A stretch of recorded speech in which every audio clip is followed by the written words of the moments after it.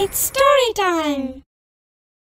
விதியோட விளையாட்டுல அப்பாவியான ஒரு காளி கோவில் பூசாரி எப்படி சிக்கிக்கிட்டாருன்னு இந்த கதையில பார்க்கலாம். இது வரைக்கும் நம்ம சேனலுக்கு சப்ஸ்கிரைப் பண்ணலன்னா உடனே சப்ஸ்கிரைப் பண்ணி பக்கத்துல இருக்கிற பெல் பட்டனை கிளிக் பண்ணுங்க. ஸ்டோரி டைம் தமிழ் சேனலுக்காக உங்களுடன் ரவிசங்கர் பாலச்சந்திரன். கதையை கேட்கலாம் வாங்க. கடலுக்கு நடுவுல ஒரு பெரிய தீவு கூட்டம் இருந்துச்சு. அதுல இருந்த 2 தீவுகளை தவிர மிச்ச எல்லா தீவுகள்லயும் பழங்குடியின மக்கள் தான் வாழ்ந்துகிட்டு இருந்தாங்க. பாம்பு தீவும் கீரி தீவும் தான் இருக்கிறதுலயே கொஞ்சம் பெரிய தீவு.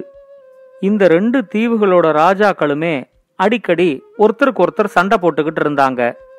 பாம்பு தீவோட ராஜாவுக்கு மந்திரவாதிகள் மேல ஒரு தனி மதிப்பு இருந்துச்சு.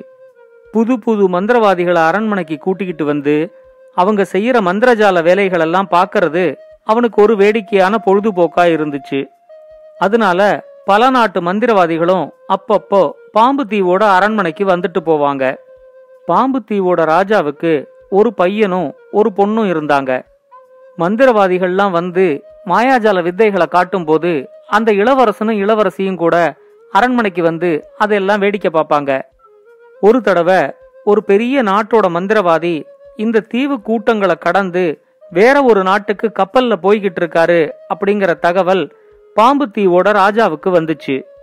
அந்த மந்திரவாதிய எப்படியாவது பாம்பு தீவோட அரண்மனைக்கு கூட்டிக்கிட்டு வரணும் அப்படின்னு சொல்லி ராஜா விரும்பினாரு. ராஜாவோட விருப்பப்படியே அந்த மந்திரவாதிய பாம்பு தீவோட அரண்மனைக்கு அழைச்சுக்கிட்டு வந்தாங்க. 2 நாளைக்கு அந்த அரண்மனையில தங்கியிருந்து அவரு காட்டின மாயாஜாலத்தை எல்லாத்தையும் பார்த்து அந்த பாம்பு தீவுல இருக்கிற எல்லாருமே ரொம்ப அசந்து போயிட்டாங்க. இறந்து போன ஒரு வாத்தோட தலைக்கு பதிலா வேற ஒரு வாத்தோட தலைய ஒட்ட வச்சு அதுக்கு அவர் உயிர் கொடுத்தப்போ அந்த தீவு மக்களால அந்த மாயாஜாலத்தை நம்பவே முடியல. இதுக்கு நடுவுல அந்த மந்திரவாதிக்கு எதிர்காலத்துல என்ன நடக்குங்கிறத இப்பவே கணிச்சு சொல்ற மந்திர சக்தியும் இருக்குங்கிறத அமைச்சர் தெரிஞ்சுக்கிட்டாரு. அத பத்தி அவரு ராஜா கிட்ட சொன்ன உடனே ராஜாவுக்கு தன்னோட தீவோட எதிர்காலம் எப்படி இருக்கும் அப்படிங்கறத தெரிஞ்சுக்கணும் அப்படிங்கிற ஆர்வம் வந்துருச்சு. அதுக்கு முன்னாடி இளவரசனோட எதிர்காலம் எப்படி இருக்குங்கிறத முதல்ல மந்திரவாதி கிட்ட கேட்போன்னு அவரு முடிவு பண்ணாரு. தன்னோட மந்திர சக்தியை பயன்படுத்தி இளவரசனோட எதிர்காலத்தை பத்தியோ இல்ல பாம்பு தீவோட எதிர்காலத்தை பத்தியோ சொல்றதுக்கு அந்த மந்திரவாதி ரொம்ப தயங்கினாரு. ராஜா ரொம்ப வற்புறுத்தினதுனால கடைசியில மந்திரவாதி பேச ஆரம்பிச்சாரு. இந்த இளவரசனுக்கு அடுத்தது பாம்பு தீவுக்கான அரசன் ஆகிறதுக்கான யோகம் இல்ல. அடுத்து வர்ற சில வருஷங்கள்ல பாம்பு தீவுக்கு ஒரு பெரிய அழிவு காத்துக்கிட்டு இருக்கு. அந்த அழிவுலேருந்து மீண்டதுக்கு அப்புறமா பாம்பு தீவோட பொருளாதாரம் நல்ல நிலைமையில முன்னேறும். ஆனா இந்த பாம்பு தீவோட காட்டு பகுதியில இருக்கிற ஒரு காளி கோவில் பூசாரியோட பையன்தான் அப்ப இந்த பாம்பு தீவுக்கு ராஜாவா இருப்பாருன்னு அந்த மந்திரவாதி சொன்னாரு. மந்திரவாதி சொன்னதை கேட்டதும் ராஜாவுக்கு பெரிய அதிர்ச்சியா இருந்துச்சு. அமைச்சர் கூட இந்த மந்திரவாதி கிட்ட நம்ம தீவோட எதிர்காலத்தை பத்தி கேட்காமலேயே இருந்திருக்கலாம் அப்படிங்கிற மாதிரி யோசிச்சாரு. அதுக்குள்ள அந்த மந்திரவாதி சொன்ன தகவல் அந்த பாம்பு தீவு முழுக்க பரவிடுச்சு. ராஜா அமைச்சரை கூப்பிட்டு நம்ம பாம்பு தீவு காட்டு பகுதியில எத்தனை காளி கோவில் இருக்கு அப்படிங்கறத உடனே கண்டுபிடிச்சு எனக்கு சொல்லுங்க அப்படின்னு சொன்னாரு. காட்டு பகுதியில தேடி பார்த்தப்போ அந்த பாம்பு தீவோட காட்டு பகுதியில ஒரே ஒரு காளி கோவில் தான் இருக்குங்கிறத அவங்க கண்டுபிடிச்சாங்க. மந்திரவாதி அரண்மனையில சொன்னத அந்த காளி கோயில் பூசாரியும் கேள்விப்பட்டிருந்தாரு. எப்ப வேணா தனக்கு ஆபத்து வரும் அப்படிங்கறத அவர் உணர்ந்துகிட்டாரு. அவர் உடனே அவர் மனைவி கிட்ட நமக்கு எப்ப வேணா ஆபத்து வரலாம், நான் இங்க இருந்து என்ன ஆபத்து வந்தாலும் பாத்துக்கிறேன், ஆனா நீ இந்த ஆபத்துல எல்லாம் சிக்க வேண்டாம் அப்படின்னு சொல்லி அவங்கள ஒரு படகுல ஏத்தி வேற ஏதோ ஒரு தீவுக்கு நீ போய் பொழைச்சுக்கோ அப்படின்னு சொல்லி அனுப்பிட்டாரு. அடுத்த நாளே அரண்மனையிலேருந்து காவலர்கள்லாம் வந்து அந்த பூசாரிய கைது பண்ணி அரண்மனைக்கு இழுத்துக்கிட்டு போனாங்க. பூசாரியோட குழந்தைகளை பத்தி ராஜா விசாரிச்சப்போ பூசாரி தனக்கு இன்னும் குழந்தை பிறக்கல அப்படின்னு சொன்னாரு. பூசாரிய பாதாள சிறையில அடைச்சிட்டு பூசாரியோட மனைவியை தேடி காவலர்கள் போனாங்க. ஆனா பூசாரியோட மனைவி அந்த தீவு கூட்டத்துல எந்த தீவுக்கு போனாங்கங்கறத அவங்களால கண்டுபிடிக்க முடியல. அந்த பூசாரியோட மனைவியை பத்தி எந்த விதமான தகவலும் இல்லாமலேயே காவலர்கள் எல்லா தீவுலையும் பூசாரி மனைவிய பத்தி விசாரிச்சுக்கிட்டு இருந்தாங்க. பாம்பு தீவோட ராஜாவுக்கு ரொம்ப கோபம் வந்து காட்டுல இருக்கிற அந்த காளி கோவிலை இடிச்சு தள்ளிட்டாரு. எப்படியாவது தனக்கு அப்புறம் தன்னோட பையனா இருக்கிற இளவரசன் தான் பாம்பு தீவுக்கு ராஜாவா வரணும் அப்படிங்கறதுல அவரு ரொம்ப உறுதியா இருந்தாரு. அந்த மந்திரவாதி சொல்லிட்டு போன எதிர்காலத்தை பத்தின கணிப்புல ராஜா ரொம்ப நிம்மதியை இழந்திருந்தாரு. எப்பயுமே அதை பத்தியே யோசிச்சுக்கிட்டு இருக்கிறதுனால ராஜாவுக்கு ரொம்ப மன உளைச்சலா இருந்துச்சு. அவரால அரசாங்க பணியிலையும் சரியா கவனத்தை செலுத்த முடியல.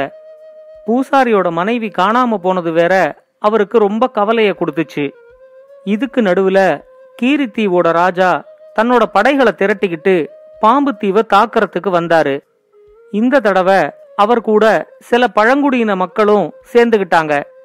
கீரித்தீவை விட பாம்பு தீவோட படைபலம் அதிகம்னாலும் பாம்பு தீவோட ராஜாவால முன்ன மாதிரி முழு கவனத்தோட போரிட முடியல. போர் தொடங்கின ஒரு வாரத்துக்குள்ளேயே கீரித்தீவோட ராஜா பாம்பு தீவோட தளபதிய கொன்னுட்டாரு. பாம்பு தீவோட இளவரசன் தானே தளபதியா இருந்து போரை நடத்துறேன் அப்படின்னு சொல்லி போருக்கு கிளம்பி போனான். அடுத்த ஒரு வாரம் நடந்த போர்ல பாம்பு தீவோட படைகளுக்கு சேதம் ரொம்ப அதிகமா இருந்துச்சு. பாம்பு தீவு இளவரசனுக்கும் கீரித்தீவு இளவரசனுக்கும் நடந்த ஒரு நேரடி சண்டையில பாம்பு தீவு இளவரசனால உயிரை காப்பாத்திக்க முடியல. இளவரசனும் இறந்து போயிட்டான்னு தெரிஞ்ச உடனே பாம்பு தீவுல இருந்த படை வீரர்கள் எல்லாரும் தங்களோட உயிரை காப்பாத்திக்கிறதுக்காக பாம்பு தீவை விட்டு பக்கத்துல இருக்கிற வேற வேற தீவுகளுக்குள்ள ஓடி போய் ஒளிய ஆரம்பிச்சாங்க. அடுத்த நாள் போருக்கு போன பாம்பு தீவு ராஜாவுக்கும் உடம்புல பெரிய அளவுல காயம் ஏற்பட்டுச்சு. அந்த காயத்தோட அவரால போரை தொடர முடியாது அப்படிங்கிற காரணத்துக்காக அமைச்சரோட ஆலோசனைப்படி ராஜாவும் இளவரசியும் ஒரு படகுல பாம்பு தீவை விட்டு தப்பிச்சாங்க. பாம்பு தீவோட ராஜாவை துரத்திக்கிட்டு சில பழங்குடியினர்கள் வந்தப்போ ஒரு இளைஞன் எங்கேந்தோ படகை எடுத்துக்கிட்டு வந்து ராஜாவையும் இளவரசியும் காப்பாத்தினான். 40 பழங்குடியினர்களை ஒத்த ஆளா அவன் சமாளிச்சதை பார்த்து ராஜாவுக்கும் இளவரசிக்கும் அவன் மேல ரொம்ப மதிப்பு வந்துருச்சு. அவங்க 2 பேரையும் வீட்டுக்கு கூட்டிக்கிட்டு வந்து ராஜாவோட காயங்களுக்கு மருந்த வச்சு கட்டு போட்டான்.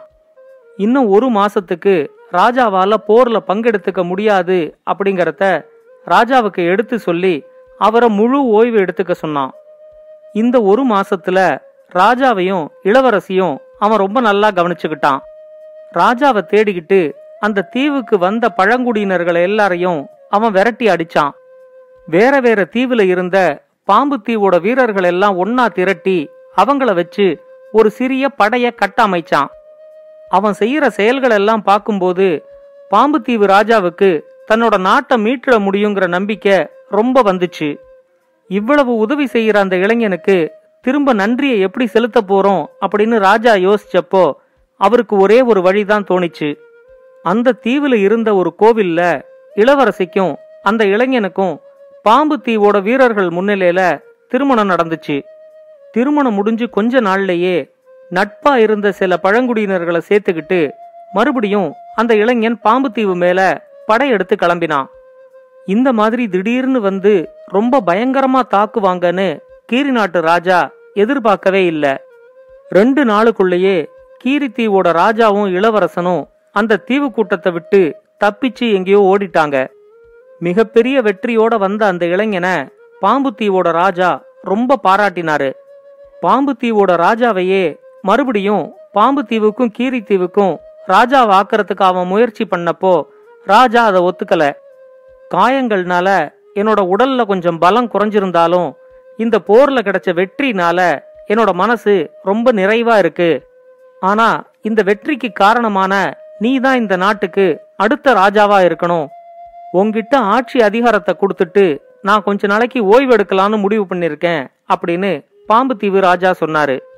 பாம்பு தீவுக்கும் கீரித்தீவுக்கும் அந்த இளைஞன் ராஜாவா முடிசூட்டிக்கிட்டான்.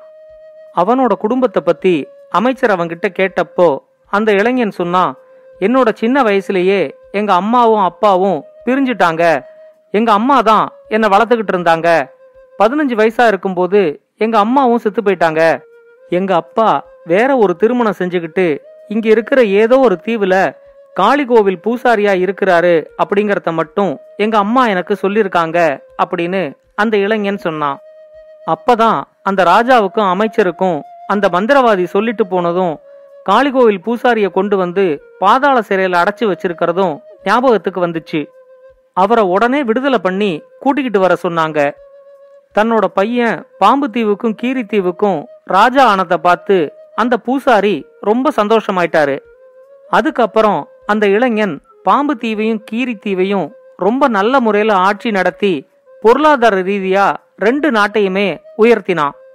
இந்த கதையை பத்தின உங்களோட கருத்துக்களை பின்னூட்டத்துல கமெண்ட்ஸா பதிவு பண்ணுங்க. இது மாதிரி இன்னும் பல நல்ல கதைகளை கேட்க ஸ்டோரி டைம் தமிழ் சேனலோட தொடர்புல இருங்க. நன்றி, வணக்கம். இந்த கதை உங்களுக்கு பிடிச்சிருந்தா லைக் பண்ணுங்க, கமெண்ட் பண்ணுங்க, ஷேர் பண்ணுங்க. மறக்காம ஸ்டோரி டைம் தமிழ் சேனலை சப்ஸ்கிரைப் பண்ணுங்க. அப்படியே பக்கத்துல இருக்க அந்த பெல் ஐகானை கிளிக் பண்ணுங்க.